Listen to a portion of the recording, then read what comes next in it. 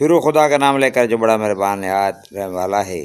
اے محمد، جب منافق لوگ تمہارے پاس آتے ہیں تو عذرائے نفاق کہتے ہیں کہ ہم اقرار کرتے ہیں کہ آپ بے شک خدا کے پیغمبر ہیں، اور خدا جانتا ہے کہ در حقیقت تم اس کے پیغمبر ہو، لیکن خدا ظاہر کی دیتا ہے کہ منافق دل سے اعتقاد نہ رکھنے کے لحاظ سے جھوٹے ہیں۔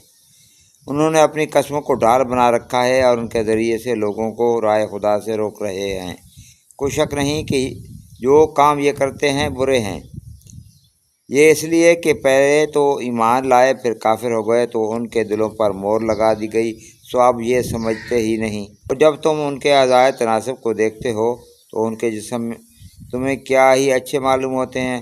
جب وہ گفتگو کرتے ہیں تو تم ان کی تقریر کو توجہ سے سنتے ہو، گویا لکڑیاں ہیں جو دیواروں سے لگائی گئی ہیں۔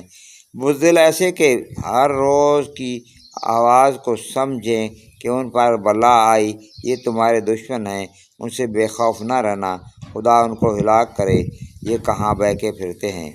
اور جب ان سے کہا جائے کہ آؤ رسول خدا تمہارے لیے مغفرت کی مانگیں تو سر ہلا دیتے ہیں، اور تم ان کو دیکھو کہ تکبر کرتے ہوئے منہ پھیر لیتے ہیں۔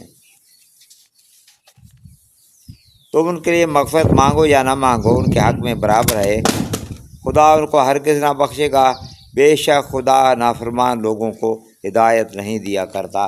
یہی ہیں جو کہتے ہیں کہ جو لوگ رسول خدا کے پاس رہتے ہیں ان پر کچھ خرچ نہ کرو یہاں تک کہ یہ خود بخود بھاگ جائیں، حالانکہ آسمانوں اور زمین کے خزانے خدا ہی کے ہیں، لیکن منافق نہیں سمجھتے۔